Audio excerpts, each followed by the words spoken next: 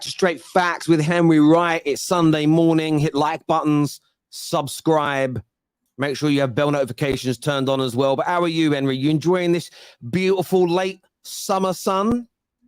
Enjoying the weather, mate, but it's just not the same, is it, about the Prem? I mean, that England game yesterday was dry as anything, but yeah, I mean, I'm enjoying it. You know, we've only got 6 days until we get to see Ange Ball again. So yeah, I'm excited, mate. I'm excited. You know, it's funny, right? I'm going to show you this later. I was on Getty. Obviously, we got a Getty image license to get all our pictures from, and I don't know why I was looking for a picture of him the other day, and I Google searched Big Ange. have you ever like Getty who Big Ange is? I'm going to show you a picture later. It made me die, and I'm like, oh, great. We've got to superimpose that on there. People, lots to talk about on the show today. We're going to talk about Harry Kane calling out Tottenham, calling them a small, little, pathetic club, which is amazing to see come from him. Talking a little bit of Sancho, getting Henry's opinions on that as well. And there's been a big tweet put out by a very prominent gooner. And we're going to ask the question, are rivals scared of Arsenal? We're putting that question out there. We're going to read the tweet and then go through that. But I did want to start with England, mate. You mentioned them already, that they were awful yesterday. And I actually took a day off yesterday. Although 2 bits of content came out, they were recorded on Friday night. I actually took a full day off, which I very rarely do. And I did have the England game on, but I was having a little barbecue. And I nearly left to react to that abysmal performance. But I said, no, I'm going to chill, have a few beers, enjoy the sun, have a day off. Do you think Southgate should be sacked as England manager? Absolutely, 1,000,000%. I'd have sacked him after the World Cup. I'd have sacked him after the Euros. Like, he's done great things with England. You know, we've got to a European final, which I think it's the first time we've ever done that. We've got to, you know, World Cups, semi-finals, quarterfinals. But when it comes down to them crunch moments, when it comes down to playing the big games, we never deliver. Like, Germany's probably the best side we've beaten. One of the best sides we've beaten. What was it, 2-0 in the Euros? But mate, he's football. Like, the amount of talented players we've got in our England team, and we're not beating Ukraine. You know, it's, you could say it's qualifiers, we're top, etc., etc. But I just can't stand him, mate. I can't stand him. He's a yes man. He's a puppet for the FA. He's everything they want. He's never going to argue back. He's never going to, you know, say things that are a bit controversial.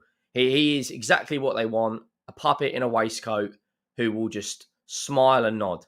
When it comes, like, how is Jordan Henderson at 33, 34 years of age starting in this team? How is, you know, Harry Maguire, who's barely played a minute of club football, still in this team? Like, it's mind-blowing. Jordan Pickford, who's been, you know, pretty poor in the first 4 games. You know, how is he still in this team? If we get an injury to Harry Kane as well, who goes up front in this England team? Like, there's so many questions to be asked, you know, about us. And whenever it comes down to these crunch moments, you know, I don't know. I don't know, mate. I can't stand him. I can't stand him. Do you know, his persona, his behaviours, his attitude, his professionalism, all of that I like about Southgate, or I have no issue with it. But it's the style of football with the talent that we have, as you say. You've got Jude Bellingham, who is the first new signing at Real Madrid in the club's history to score in their opening 4 or 5 La Liga games. He's a midfielder, I will add. He scored 5 of their 8 La Liga goals so far this season. You have James Maddison, who's been killing it in a 10 role for Spurs, moved out to the left, which you have Rashford, who I wouldn't say has been electrifying this season, but as soon as he's moved back out onto the left for Man United for 2 games, scored a goal, got assists, created penalties, like, he's been so much better. I still think back to that France game and the fact that Rashford, who was having an amazing World Cup, played for 3 minutes. Sterling was brought on ahead of him, who had had an awful season, had just been flown back to the UK because his house was broken into and then rush back, still thinking about his family and everything going on there. What you said about Maguire is right. He looked rusty yesterday. He looked like a player that has barely played for 12 months. And I've always been I've never been a fan who believes that you should just pick the England starting 11 based on their current league form per se, because I also believe in creating what I would call Club England, which is as long as you're not playing terribly for your club or on the bench, if you've been good for England, you should stay in and around the team. And Maguire has always been good for England, but the fact he's not playing means he's going to get rusty. And he's already been told by Ten Hag, you are going to be fourth to fifth choice this season when everybody's fit. So he could go the whole season. He only started 7 league games last year. He could start even less. I'm amazed he stayed at United. I'm absolutely amazed. I'm not. He's on 200 grand a week, and no one offered him more than 70,000 a week. Yeah, but if you're a player, right? If you're a player and you've got a club like West Ham, who, if you've ever seen a centre back suit West Ham, it is him in a back three, I agree. In the middle. He fit them like a glove. West Ham are in Europe. It's not like they just won a European trophy last season. They've started really well. They've beaten Brighton. They've beaten Chelsea. And you think the centre-backs they've got, Aguerd, Zuma, if they get an injury to either of those two, the drop-off is quite big. Ogbonna's, 34, 35 now. If I'm Maguire, I'd be thinking, and West Ham are going to pay, I don't know what percentage of the wages they're going to pay, but surely, as a professional footballer, you'd want to play football. No, you would, mate. You're right. But he's thinking, look, maybe there's a part of him that thinks I could get myself back at Man United, but he's deluding himself. And that's Harry Maguire's biggest issue is he has a terrible circle of people around him from a reality perspective. They blow smoke up his ass. He has yes people around him. A lot of it's his family. You're the best, Harry. You deserve this, Harry. You can do no wrong, Harry. Do you know one thing about Kane? do you know what? One thing about my dad that I love and respect the most. I could go to him when I was working, when I was at school. I go, "Oh, Dad, boss is being out of order." And he'd never go, "Oh, that's terrible, son. They're treating you badly. Oh, you're worth more than that." It'd always be like, "Well, what could you do differently? What did you do wrong? How has this happened? Have you been perfect? Have you been?" Yeah. It kind of challenged me in those moments and made me go, "Do you know what? In fairness, I've been late a few times, or I've done this, or I wasn't really professional," and it used to annoy me in the moments. I'd be like, "Oh, Dad, I just want someone to have my back." And now I'm older, I look back and I realize my dad did have my back because he made me go back and behave the right way. My dad for my whole life as a kid and a young adult just said to me, "Everybody else is wrong, Terry. You are right." I wouldn't be I wouldn't have done what I've done in my life. I wouldn't be where I am. I've achieved some really good things. I'm not comparing myself to an Elon Musk or a professional footballer, but I'm very happy with where I am. And a lot of that stemmed from the lessons my dad taught me. And I look at Harry Maguire and I genuinely believe his biggest issue is that the people around him always tell him yes. They all tell him he's amazing. You know, you get those guys and girls that go to the X Factor and they'd get up on stage and sing and they'd get laughed at because they were awful. And you could tell by the look on their mum and dad's face who were tone deaf. "No, she's brilliant. We've told her she's brilliant her whole life." Yeah, that's why you've just embarrassed her on stage in front of 50,000 people, because she isn't very good. And you should have told her, "You ain't a good enough singer. Please try and do something you're actually talented at." You need people. That tough love is so important. And he should have gone. And do you know what's crazy? The pressure of playing for England now, because he isn't playing for United, is going to make him crack. If he'd have gone to West Ham, there would be no more foul compilation. Everybody would stop talking about him. He'd be back in the England team and nobody would care. The pressure would be off his shoulders and you'd get the very best Harry Maguire back. And for England, up until recently, he's always been really, really good. So it's just a domino effect here, more poor decision-making. But the fact that it's been enabled by Southgate, that's one of the biggest reasons why I want him gone, because we know what's going to happen. We'll get to the Euros. We'll probably get to a quarter-final, maybe even a semi-final. But do you know as well what he did? Again with this guy. Why is Tomori nowhere near? Isn't he looking at playing for Nigeria as well now? But Tomori won a Scudetto with AC Milan 2 or 3 years ago, and he's a better centre-back than Harry Maguire and can't get anywhere near this team. The defenders we had on the bench yesterday, right, at centre-back, was Colwill, or Tomori was on the bench, sorry, Colwill and Dunk, who have both been better than Maguire probably in the last 12 months. I think Lewis Dunk's a top centre-half. But Guahi and Maguire is a partnership that just screams it, like you've got an experienced centre-back in Maguire who's played a lot of games for England, and Guahi has barely played for England. But there's no It screams zero chemistry as a centre back partnership. Mm. You know that I agree. as our fullbacks, Chilwell and Walker have no problem with that. The midfield, Rice and Bellingham have no problem with that. Henderson and Maddison on the left, with Harry Kane kind of playing this striker quarterback role. Like if that was the 11 that played the Euros, we're not getting nowhere. We'll probably get quarters, which isn't. I agree, and they need to work out this situation with Ben White as well, because I think he should be within this England setup. It's the players he picks, and then it's just the Henderson thing is just horrendous. Henderson's been so far past his best for about 3 years now. It's unbelievable. And listen, I understand what the Saudi League is trying to do, and I'm trying to be nice about it here. But typically, they're signing people that either one couldn't get moves to big teams in England. Like, I think if a Man United or an Arsenal or a City wanted Ruben Neves, he'd be here. Or they're signing players that are over the hill, that are finished, that are like beyond their best years. So the fact that like Jordan Henderson has gone there, they've signed him because he's beyond his best years. He said it himself. If Liverpool offered him a new contract, he'd have stayed. But there's a reason Liverpool didn't offer him a new contract, because he's no longer of that standard.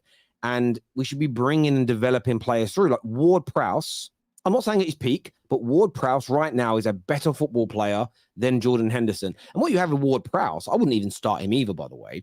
But what you have with him coming on in maybe the last 20 minutes of a match is you have probably the best English set piece taker we've had since David Beckham, who, whether it's a free kick or whether it's crosses, whether it's corners, can help you. And we've seen so far at West Ham a really good start to life. You know, ironically, in a slightly more pragmatic system, Ward-Prowse looks even better than he did at Southampton, who tried to play more expansively. For it, again, based on how the manager plays, Ward-Prowse fits him like a glove, but he don't pick him. He picks Henderson. It's an abomination for me. And for me personally, I'd 100% want him. I wanted him out before the last World Cup. During the World Cup, not going to lie, I get giddy. You know, I watch the games, I have a drink. I'm like, oh, maybe we could do it. Maybe I was wrong. And then afterwards, I realized, coming home, mate. It's coming home. I got gassed, and I shouldn't have done. Southgate, thanks for what you've done, but we need someone that I don't want us to burn another generation of talent like we have now. Who would you bring in as England manager? Do you know what? I honestly would try and convince Pep Guardiola. That would be my first case. You'd have to put so much money on the table, though. You're talking probably close to 40 million. Do it. Like, he's worth that. That would be the first person I would go to would be Pep Guardiola. If you can't get Pep Guardiola, I'd be like, again, this whole notion of we've got to be an Englishman, nonsense. The ladies' team have been to a World Cup final and a European champions with a Dutch manager. It matters not what nationality it is for me. This doesn't get what it's like to be English. I don't care. It's irrelevant. Do you know what I'm saying? You don't what need would your thoughts be on Graham Potter? Plays a good style of football. Not straight after the Chelsea situation. I think he needs to go somewhere and get his confidence back. Reignite his career.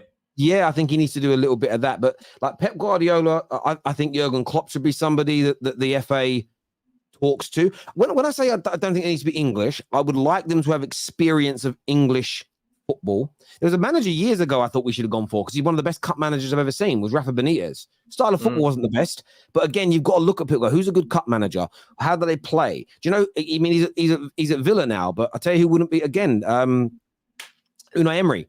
These managers, as a cup manager, and that's what international football is. It's cup. I know they have a little league, but it's essentially cup football. We need to look at someone who understands English football, that knows the players, because obviously they've managed here, but who is of an elite level that can come in. Listen, Graham Potter maybe one day, Eddie Howe maybe one day, but all these other guys are better than them. What about Jose? Let's say Jose finishes at Roma, right? Done now. He's done. Yeah, but still got Roma in a Europa League final. Or I can't believe I'm going to say this, but I would rather take Conte over Gareth Southgate. Yeah, Conte maybe. The one thing I would say is it would be harder for them to become toxic, because there's no, you didn't buy me who I want. You can only pick the English guys, and it's all up to you. So every English footballer in the world is available to you. If you don't pick the right people, that's on you. Does that make sense? So like you've got Jude Bellingham, who's going to be a future Ballon d'Or winner, who's in a couple of years probably going to be one of the best players on the planet. And, you know, we're playing players like Henderson next to him. Like, Yeah. it's mind-blowing. This is the best crop of players we've had since that golden generation where we had Scholes, Lampard and Gerrard. We've got so much talent. Bro, but I would also look at I'm going to butcher her name. Is it Vegman? The lady's current coach, the Lionesses coach. I know a lot of people say that she's a woman though. I don't think it matters. If men can coach the women's game, I think women can coach the men's game. But I only look at this from a very biased point of view. That two of the best fighting coaches I had, and two of the best bosses I ever had in my banking career, were women, and just there was a difference. As they listen more. They listen more. There was a different how do I say this? They a different approach to things, isn't it? We listened in a different way. The interactions were different, and it got a lot more out of us.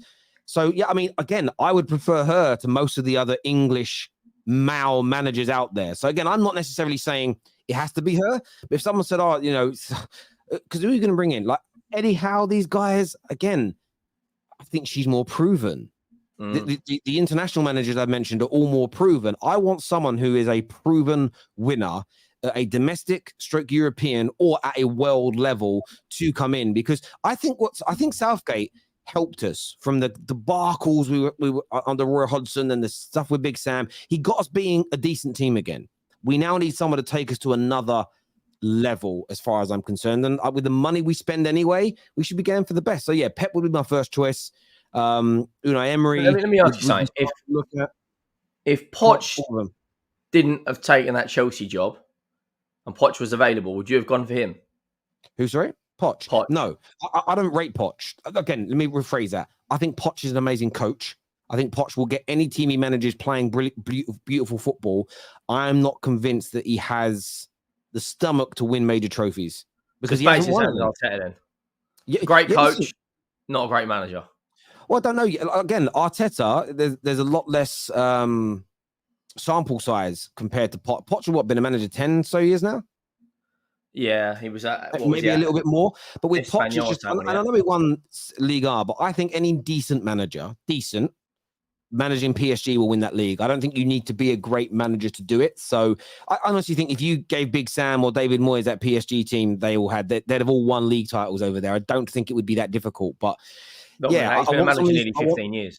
Nearly 15 years. And that's the point. Arteta's been a manager for 3.5, 4 years. So there's question marks over Arteta. But I mean, he has won a major trophy in England, which Poch didn't do.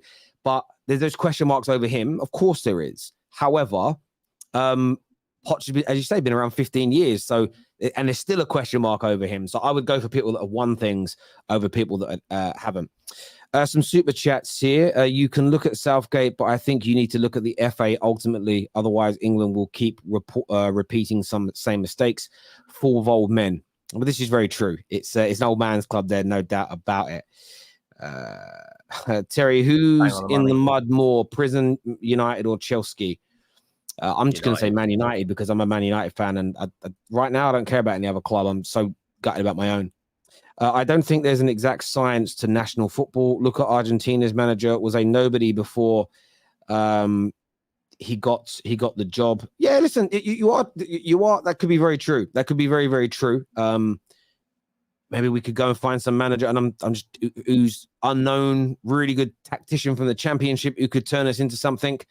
I don't know whether our prima donna players would accept that. If I'm being honest with you, on England as well. It's just so much. When Argentina, that manager took over, what is he, 42, 43 years of age? He's quite young. It was all about, Messi's last major tournament, galvanizing the squad together. With England, we've got so many egos, not many team players. The amount of pressure that the media, Sky Sports will be saying, it's coming home. And then, TalkSport and all the other radio stations and the newspapers will be saying, England are going to win the World Cup. And then we just crash out. Yeah, no, I agree. Debbie here says, I said Don Carlo or Ancelotti. Don Carlo would be a great shout.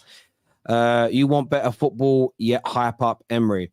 So again, though, I think Unai Emery's football, I'm watching the way Villa have been playing. I don't think Unai Emery's football is horrible, personally. And I don't mind being a pragmatic against teams that I think would ultimately outplay us and you counter.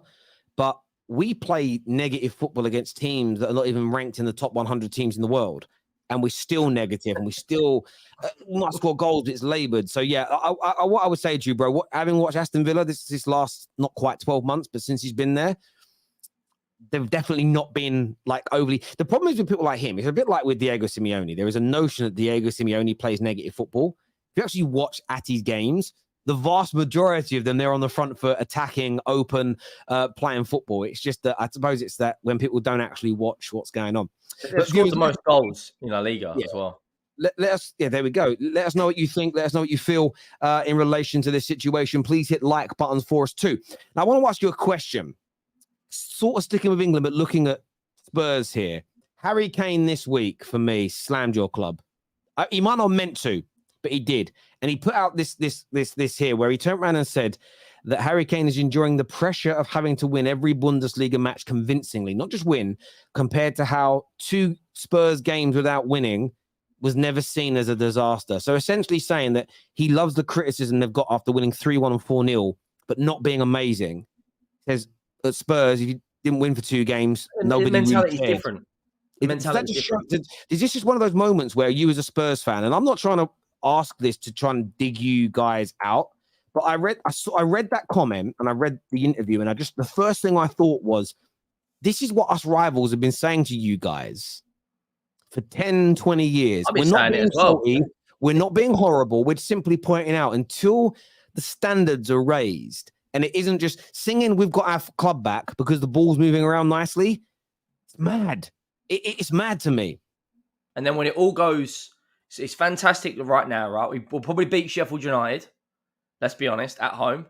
We'll have 13 points out of a maximum 15. We'll be playing really great. The minute we play Arsenal at the Emirates, right? And it all goes to peak tongue, be a massive meltdown. What Harry Kane said is, let's be honest, it's bang on the money. The mentality of Bayern Munich is different. You know, Oliver Kahn, one of the greatest goalkeepers in that club's history, was their CEO last year. He got sacked because they didn't beat PSG in the Champions League. Winning, there's 3 or 4 football clubs on this planet where winning is the only metric that matters. And that's Manchester City, Real Madrid, and Bayern Munich. PSG are a little bit like that. And you might say Chelsea to a degree when they had Abramovich. But we're my football club at the moment, winning is the last thing. We are elite at everything except football. Terry, look at the stadium. Look at the training facilities. You know, we've got the Formula 1 go-kart track being built in October. Or being built now, ready for October. You've got the world's longest bar, the world's longest hot dogs, gourmet restaurants all over the stadium. You know, in certain stands in the ground, you're not allowed into the stadium in a tracksuit. Because Levy is changing the culture of the football club. It's not about football anymore. It's never been about football. You know, 2001, he took over. One of the first sentences he ever said to the press, do you know what that was? This is about profit, not glory. You can Google that and you can find that exact quote. So if Harry Kane's gone to one of the biggest football clubs, probably 3rd or 4th biggest football club on the planet, you know, whatever order you want to put it in, Man United, Barca, Bayern, you know, Madrid, whatever. You know, as soon as you join a football club and you realise that you've got to win every game, and even when you play poorly, you are going to be called out. At Tottenham, Harry Kane could have an absolute stink fest. You know, no one's going to say anything. There's still a graffiti painting outside of his name. Like I said, I see Arsenal fans saying this. And let me ask you a question, right? Just quickly flipping it to Arsenal. Go on. If you're an Arsenal fan, right, would you win the league if it meant selling Saka for 150 million in the summer, or finish second, keep Arteta and keep Saka? So win the league this year, and then in the summer you get 150 million for Bukayo Saka, or finish second and keep Arteta and Saka. Okay. Can I ask you a question before I answer that? Because I need a little bit more context. If I sell Saka, is that it? We don't win anything else for years and years and years, or do you go and win other trophies? Okay, but so yeah, you've got the money to go and buy whoever you want, really. Then I would do it, because if I'd rather win the league and lose a player, and then be able to reinvest and keep getting better and keep growing. Yeah, of course you would. Then not. So yeah, I would, because I want to win. And do you know what's interesting about these standards? When I read that comment from Kane, the first person I thought of was our mate Lee Gunner. That he'd probably be smiling to that. In fact, it's probably he sent me that tweet as well. I bet he did, yeah, without knowing. And this is where I always agree with Lee, that you're right. Those should be the standards of all of our football clubs. Where me and Lee disagree is that Bayern Munich are at the top of the mountain. So those standards, not only should you have them, but the actions of your club can be offset against them straight away. Like, you can not offset, but the actions are based off your standards. The problem that I think Lee has, and not just Lee, lots of Man United fans do this too. If your club's down here because you've fallen from grace, you've got to have the expectations to get back to that level.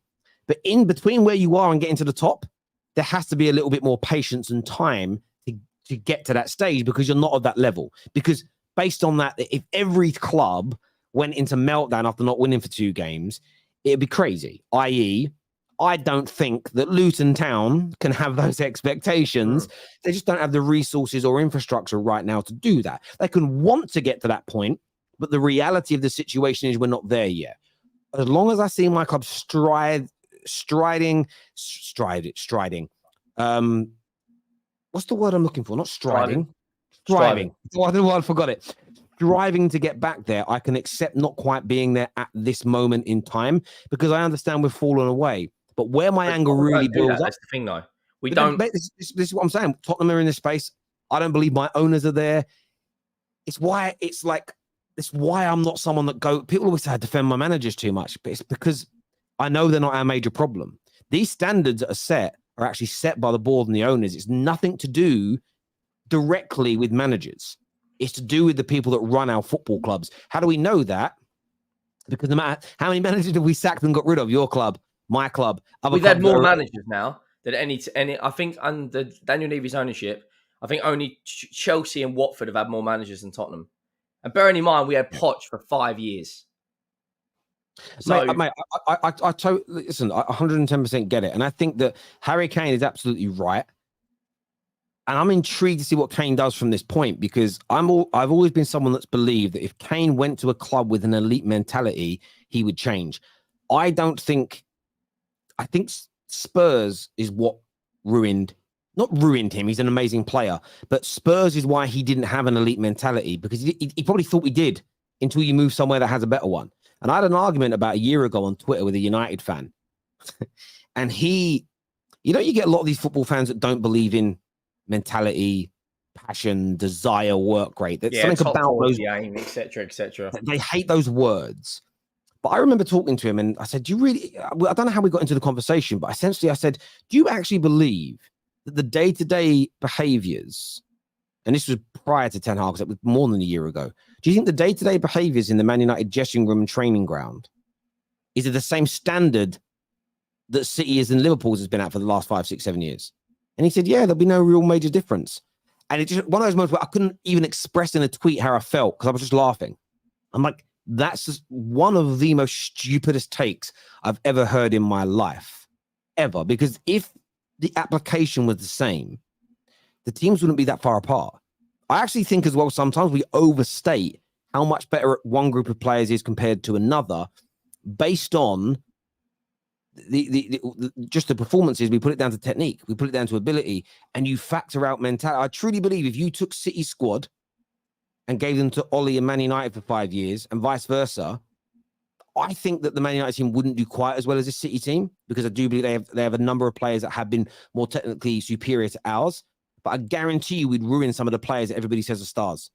And mentality and application and behavior is so key. So I think Kane is right to call this out. I think all of us in the top 6, with the money we have, should expect those standards. The only thing I think me and Lee disagreeing on this is that I believe it takes if you're in a crap position, I don't think you can go from being crap for 20 years, say, to action in those standards in a year. I think it takes time. It's like bodybuilding. You can't, or losing weight in the gym. I'm not going to be Jay Cutler tomorrow, am I? No, You know, it's gonna take time. So your standards could be got to have the six pack, got to be able to lift this and squat that and do this and eat like this and eat like that. You can't do that day one.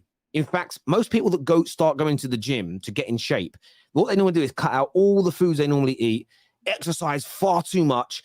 And after like 2 or 3 weeks, they feel ill because their body's hurting. They feel a bit like I'm not getting enough nutrition because their body's kind of, I'm craving this and I'm craving that and I'm not getting it anymore. That's when a lot of people quit. Where what you should actually do is sort of start relatively slowly and build yourself up so that you don't get this mad shock to your system. And I always look at building a business in that way sometimes, getting a club. If your club's been amazing and have 1-2 bad years, it's quick to turn it around. But when you've been a decade, 20 years or more, out of like, where the standards haven't been that high, it takes a while to change things. But sometimes as well, it's because everyone who's currently working at the club ain't used to working that hard. I don't know about you, if you've ever had like a new manager comes in into a job you're doing, where suddenly they want everybody to work 20, 30, 40% harder, and everyone's been slacking. It's a shock to the system, isn't it? A shock it is. It's like, what the hell's going on? And if you've had a team that have been able to get away with crap for years, turning that round, it's like turning an oil tanker. So I agree with Harry Kane. I agree with the standards. I just think there needs to be some patience with how quickly it takes to get there.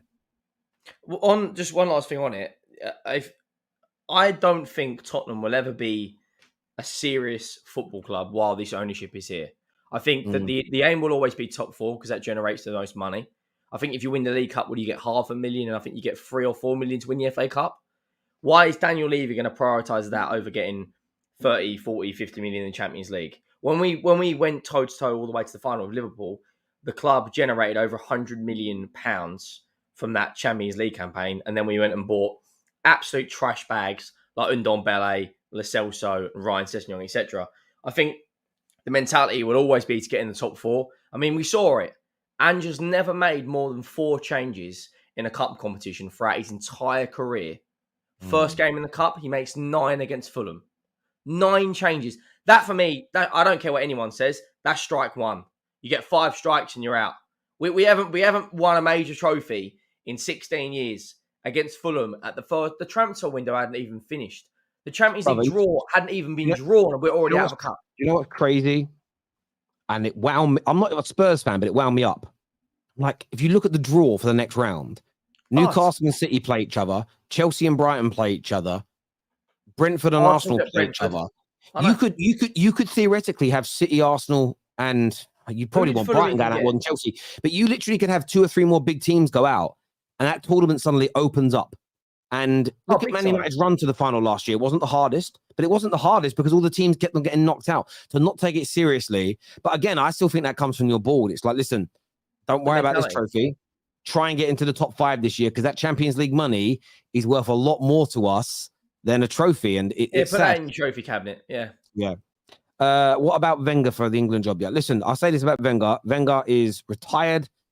Let him pass. Man's out to stud now. He's done out here. I'm going to come to some more super chats in a minute. I want to ask a question, and then I'm going to show you a tweet. Here we go.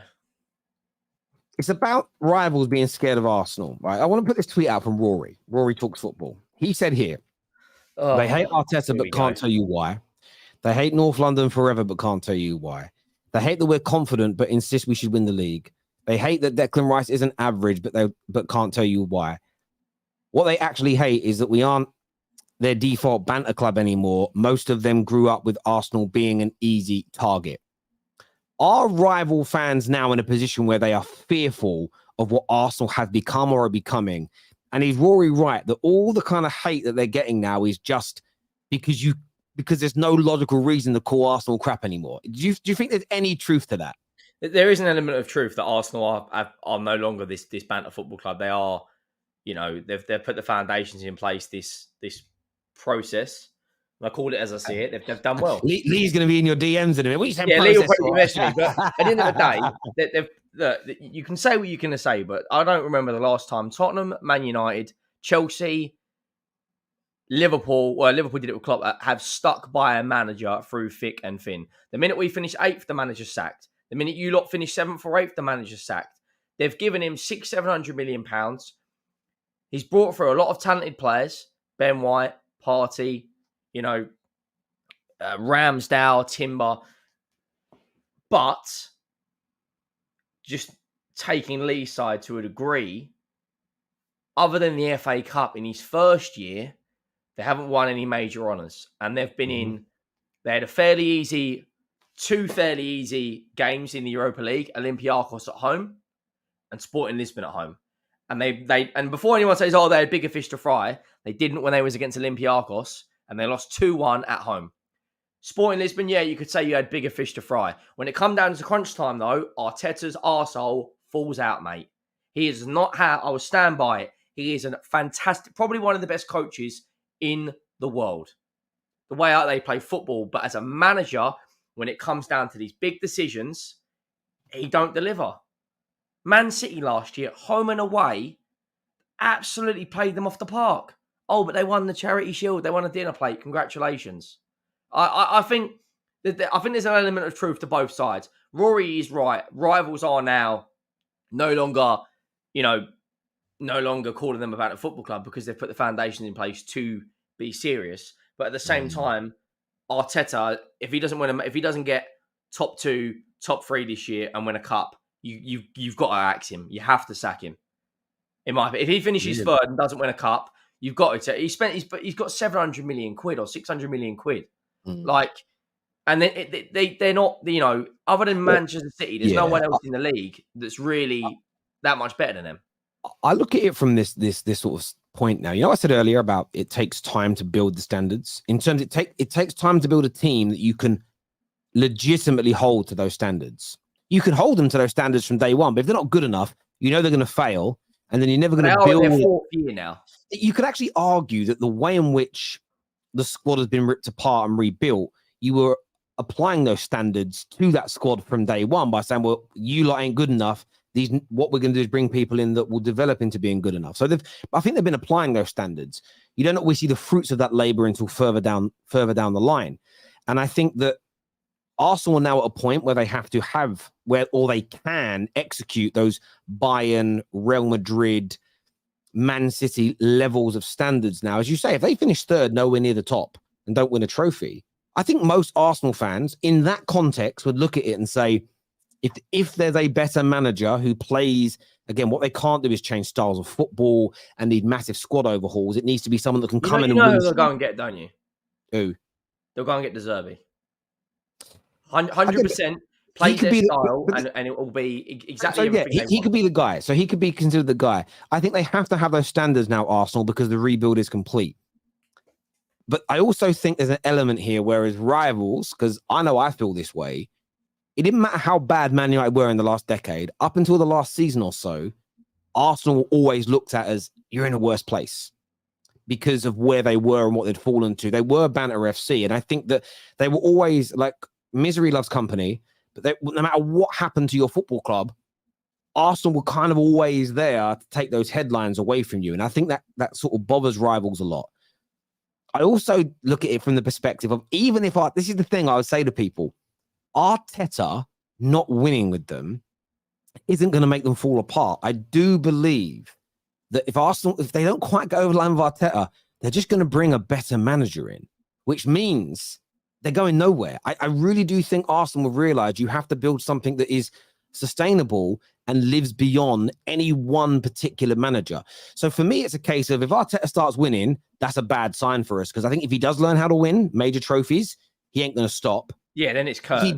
If he doesn't, they've got an amazing squad. They're just going to bring a better, like in our eyes, they're just going to bring a better manager in to manage. So it's for rivals now. This is why I think the fear exists. People say, they haven't won any trophies yet. We know the major ones. We know that. But they're going nowhere, whether Arteta wins or loses. They're just going to bring another manager in. I don't think they're going to break it down and go, right, here starts another 4-year project again. If they do that, by the way, amazing. It means they haven't learned from the mistakes of the Man United and other clubs. You can't have new projects. You start a project and then you just add to it forever, essentially, which is what the Bayern Munich, even if they did finish everybody third, do, depending on the money they've got. Even if they did finish third and didn't win a major honour, I don't think they'll sack him. He's so embedded in the club now. He's got a dog called win when they haven't won anything other than an FA Cup. They are an elite PR machine. You can't say a bad word about that football club, otherwise you're quote unquote another league gunner, right? Everything it's so positive, but at the same time, you have to give constructive criticism at times and say, "Hang on, Arteta, you haven't got over the line." What was the difference between 2016-17 season when Tottenham finished runners-up to Antonio Conte's Chelsea and last season for Arsenal? It was zero difference, apart from Arsenal led the league for 94%. But all they did was, all Tottenham did was put the pressure on. You put the pressure on. But you can't say that about Arsenal because, if you can't see what Arteta's doing, mate, you can F off down the lane.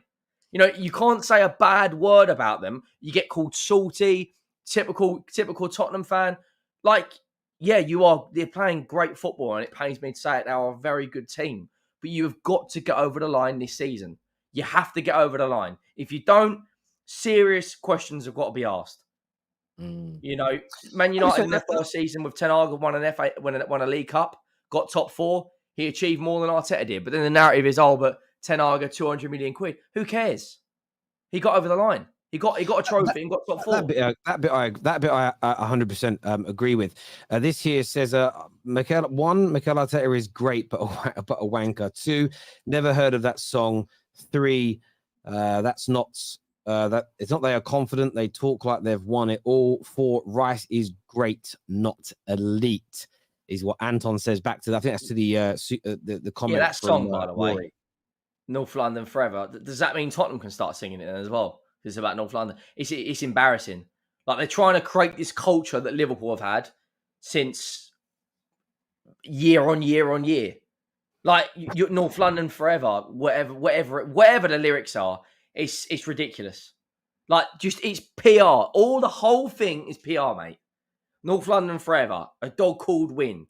Zinchenko's doing charity games. They haven't won anything. Do you see Real Madrid doing this? Why are they not allowed to have a song, though, and an anthem? It's not they're not allowed to. It's great. They're bringing the fan base together. But it's like, do that when you've won something. When you've won a league title, then bring the song out.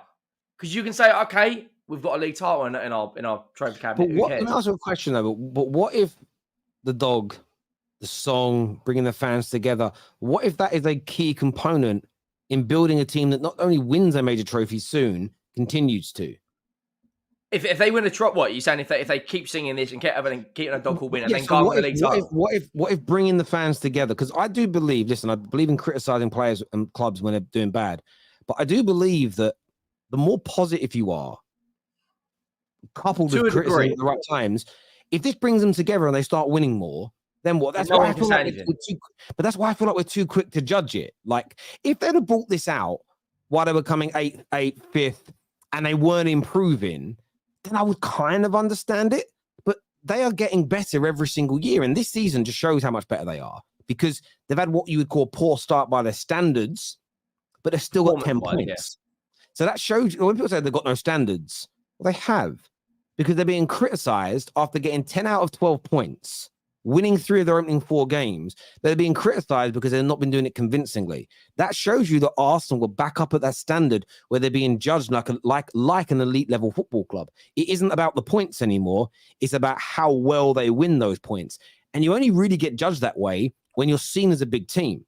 That's why I kind of feel like, again, the song and everything, I'm a little jealous. I actually think it's like, I listen to the song and I'm like, I can get why it's catchy. Gary, you can't be jealous of that, mate. I wish my club, not the same song, but I wish my club had a song. Like the thing with You'll Never Walk Alone, it's a bit like, it brings that fan base together before a game, I think, differently to just nothing. Yeah, but you don't see like our song is completely irrelevant because it's called Glory, Glory, Tottenham Hotspur, yet we don't win anything. So we might as well scrap Tottenham, that song. Tottenham, Super Tottenham. Yeah, your songs don't even match your club's reality. Yeah, we are. What is it? The best thing is where the stands sing against each other, and Chelsea have got Chelsea, Chelsea, Chelsea. Why does having a song need to unite the fan base to get you over the line? It's part. I wouldn't say. I'm not saying it needs to get you over the line, but I think it's part of it.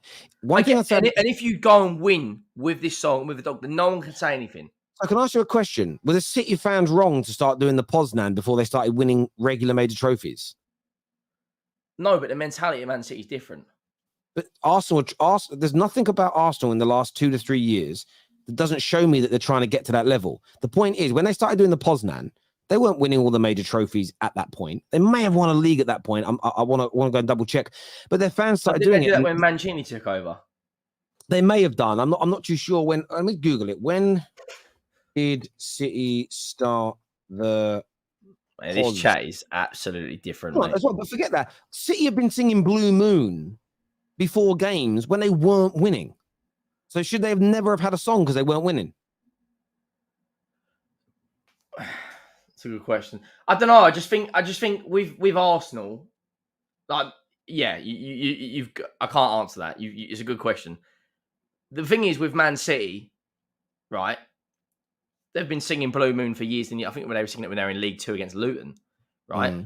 Arsenal, it's all about timing with them. In the last 6 months, they've brought out whoever this geezer is who's singing it with a banjo guitar, right? The Dog Called Win, the charity matches, 8 or 9 different kits. I just think it's PR, mate. I think if they would have won the league last year, and they beat Man City to the title, this year, first game of the season, at home to Nottingham Forest, they start singing it. I personally say no one can say anything because you've just won a league title. I understand that, right? I get where you're coming from, but I get you as a Spurs fan are going to call it out. I don't kind of get why Arsenal fans. I call out us seeing glory, glory, Tottenham Hotspur when we haven't won anything in 16 years. And I understand, and I do understand where you're coming from. However, for me, this song has come. This is what I would say, looking from the outside in at Arsenal, is after Unai Emery, they were in the doldrum. They were finished, and I understand what Arteta's detractors say. Well, he took us even further back. But sometimes you have to go backwards before you go forward. You have to strip everything away and you start the club again. And yeah, you are right. There are elements in terms of songs and dogs which you could call PR. Come on, getting a dog called Win. I understand this. However, the only time I would say it's shameless PR is if you're doing things that are not matching the direction that your club is going in. So I understand where people say, but they haven't won anything. I'm like, yeah, yet. And if, by the way, in 4 or 5 years' time, Arteta's gone, half these players are gone, Wins now, been sheltered in a new home somewhere, North London Forever's not being played, then you could look back at it and go, it was a little shameless or it didn't work. But I feel like all these things, the dog, the song, the togetherness, the way the fans are behaving, it's all coming together at exactly the same time. It's they're adjacent. That's what I'm saying. It's the timing of it. They're parallel to each other. So it's not like they're getting battered. Oh, what we're going to do? When it would be shameless PR, they're getting battered. They're rubbish. We're going to bring out a new song to kind of paper over the cracks at the football club. That's for me when it's wrong. When your team is growing and becoming one of the best teams in England again, along that journey, that's when you start to do this because it brings the fans together. The fans being together is what's going to make Arsenal better. And the only thing that the fans need to add is what City have in abundance. They need to be a bit more relaxed. City fans do not get, and I recognize it because Man United fans don't get Man United fans are like this for 20, 30 odd years. You get emotional in games, but you don't panic. First 4 games of the season, Arsenal fans have been panicking slightly. I can hear it in the ground. You can hear the nervous tension. That impacts the players. Relax a bit more. I kind of get it. There's PTSD. We haven't really been very, very good for 15 or so years. That's the next stage to come. But how are they going to get there? They're going to get there by working together. You're going to get there by your club talking to you, making you feel good, maybe massaging your ego a little bit. You want your club to make you feel good. The maddest bit is, this is why I can't call it out. I hate the way my club treats me as an individual. They don't care about us. They do nothing for us. They don't make us feel special. They put if they got a new song, if Man United got a new song, right, you're in the top 4, you just won a cup. Do you think that would give fans a lift and kind of galvanise the football club a bit more? Not at Man United, and I'll tell you as to why. There's a reason for it. If the Glazers tomorrow paid off all the debt, committed £500 million towards renovating the stadium, and 200 million towards renovating the training facilities, and then also said all of the family are stepping down from the board and we're hiring Michael Edwards and a team of his choice to run the football club, then the club started doing songs and posts and giving fans more time and interaction, then it would mean something. But for us, it would be a case of you're not changing any of the thing with Arsenal is from when Josh Kroenke came in, they started to change the way the club was run. They started doing things differently compared to before. So from top to bottom, inside out, the reason you're annoyed at Glory is because of the way Enoch and Levy treat you. If their behavior changed, you would love the PR that comes out because it wouldn't offend you. That's why the Gooners within reason, yeah. But me and you, our clubs have been stagnant and standing still for years. That's why we're angry. The Arsenal fans are angry, but fans becoming joyous at the club improving is weird to me. I know they want to get to the end of the rainbow and they want to, I'm only going to do it once the trophies have been won, but I'm going to call this out now. A lot of those overly negative Gooners, if they do get over the line, will just look for something else to be negative about. The goalpost will move. Well, they won't go, I was wrong. North London Forever is an amazing song. I'm going to stop calling out anything now other than criticizing poor performances. I'm just going to get on board. I'm going to enjoy it. They won't. They'll actually become more bitter. They will not get involved. And that for me is where I get you calling it out. You're a spud. You're meant to call them out.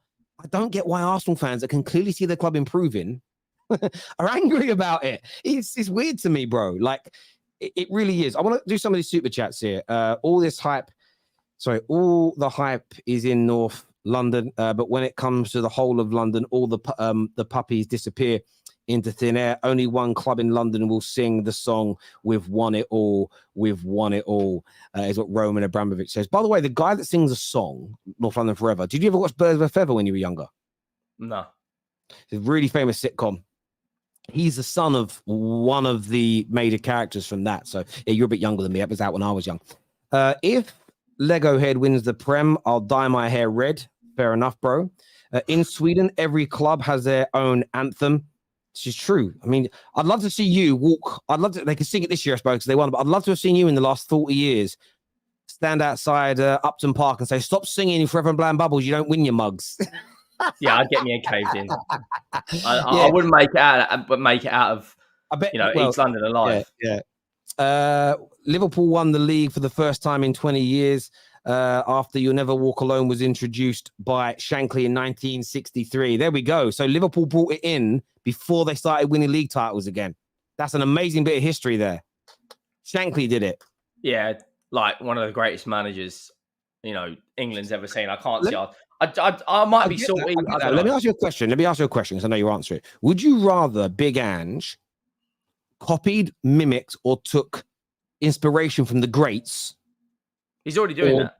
There we go. So if Arteta takes an idea that Shankly did in the 60s and thinks this is one component to how we can get back to the top, I wouldn't criticize. Do you get where I'm coming from? If you're copying the actions of a legend, it's got far more likely to be successful than copying the actions of a failure or trying to imagine. We do this too much in life. We try to imagine new ways of doing things.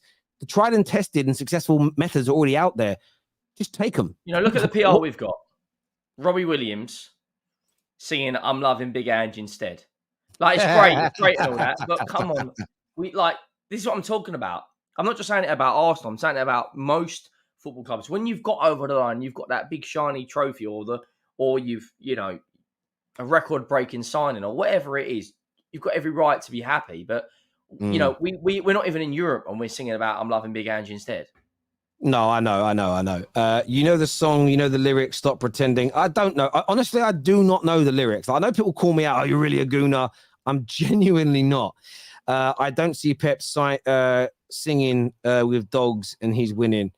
Yeah, but they already have a song. They have Blue Moon. And fair enough, they don't have a dog. But there we go.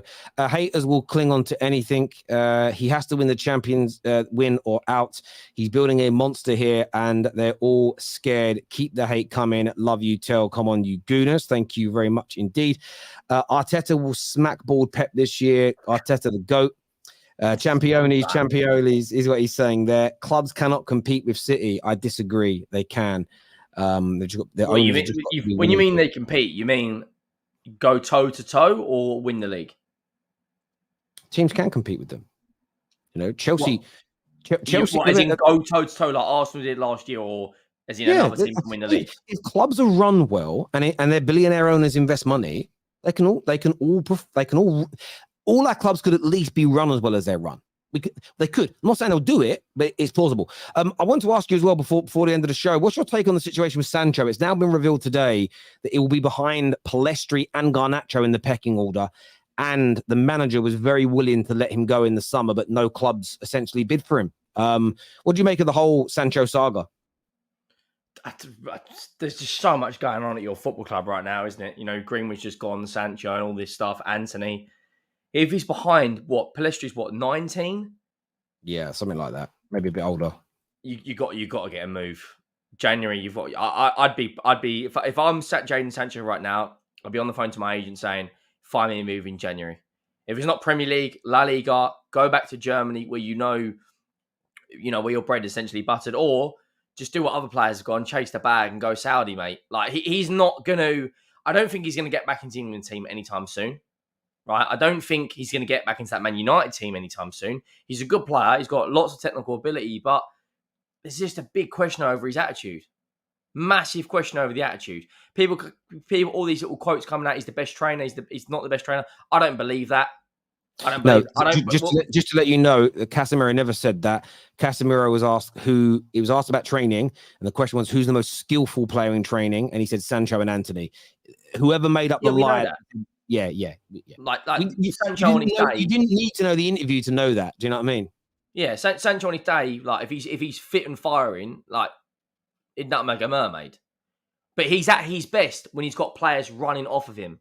Like at Dortmund, he had Haaland making the right. I can't remember who the other wing. They're the guy on the other wing is. When he gets the ball, he runs forward a lot, but he just cuts back too much. I think his best position in this United team would be false 9. Personally, I think he's best going through the middle. But now you've got Rasmus Højlund, you've got Rashford on the left. I can't see him get back in his Man United team. I would, if I'm him, I'd get a move, mate. Do you know where I think you do quite well? At Tottenham. I think you do quite well. I know people will say, but the system we play. Mm-hmm. What we'll do, pay us 20 million and give us Basuma, and we'll do a deal. Absolutely not. No way. Did you see him Basuma the other night for Mali? Yeah, he looks good. Mate, he sat down the goalkeeper like it was with absolute ease. He gets his confidence back. Spurs. There was a few Spurs fans on this channel actually that said that other than City, you've got the second best midfield in the Premier League. On current form? No. Yeah, no, we haven't. Hang on, who said that, by the way? Young Daniel. Oh, yeah, but he's like 15, 16. He's going to say that. In terms of best midfield, if Havertz is starting for Arsenal, I'd probably still say Rice and Odegaard. I'd rather our midfield than Liverpool at the moment because Liverpool's midfield is a bit less experienced in the Premier League. I'd rather our midfield over Chelsea. Man United, they're a complete mess at the moment. I'd say top 3, top 4 midfields, but it's not second best. That's ridiculous. Yeah, I agree with you with it. On the Sancho situation, I'm saying I agree with you. Not about your midfield. It's up there though. I agree. I think I feel sorry for him in certain ways. I don't. Isn't he on like 200, 300 grand a week as well? 350,000. Yeah, so that's why it's hard. That's why nobody wants to. It's a bit like the Pepe thing. He's good, but his image and his reputation is tarnished. I'd like to see him moved on. I don't want to see him rotting in the stands. I think there's too much talent there. I want the club to try and help him. I hate the way people in the board level have been leaking bad stories about him. I think that element is reprehensible, and the elements like that make me I don't recognize my club anymore. But the club's got to stick behind the manager, and not even because the manager's been 100% correct in all his actions in this, but we can't go down that route again of undermining a manager and allowing players to have the power over him, because it's not about Sancho versus Ten Hag. It's about what Man United need in terms of keeping that position strong. As a comment that came through here that says, Terry, you tried to compare Arteta to Bill Shankly. Now, Maradona, that's why I call you Maradona the moron, because you twist what I'm saying. I did not compare them in any way, shape, or form. That's not a comparison. My question was, would you rather your manager copy, mimic, and take inspiration from greats, or try and reinvent the wheel, especially when you're inexperienced? No, I would rather people take tried and tested methods that have worked in the past to build teams. So if you're taking a bit from Shankly, a bit from Fergie, a bit from Pep, maybe a few of your own adaptations in there as well. Some of your leadership techniques have come from the some of the, it's interesting, you know, a lot of the stuff in the documentary that he did with the weird comparisons and drawings. For a lot of people, they go, oh, this is crazy. And then I've listened to some people that do TED Talks, some of the real big people that are like, no, some of the stuff he's speaking about in there is some of the most cutting edge sort of techniques they now use to get the best out of workforces. So this is the thing. You take these things from different areas and you try and create the best team. I'd be far more encouraged to know that. When we had David Moyes as Man United manager, man was reading self-help books in front of his players on aeroplanes because it was like how to struggle in difficult environments and stuff. That's not what you want. Like, I don't want that shit. So yeah, it's not comparing them in any capacity. There's no comparison, but I'd much rather somebody take the actions and the methodologies of the winners than the people that haven't won. It doesn't make any sense to copy someone that hasn't won. Do you know what I mean? It's crazy to me, but there we go. Always, hang on, there's a super chat here that says, won't that stagnate evolution? I don't know what you mean by that. Yeah. So no idea. Won't stagnate evolution taking good methodology from the past? How do we know this? Because as much as people think all new music that comes out is new, it's not. It's an adaptation. So it's nearly always now an adaptation of what came before it. So you may take an element from Shankly and an element from Pep and an element from Brian Clough and an element from a coach that none of us have ever heard of that they know.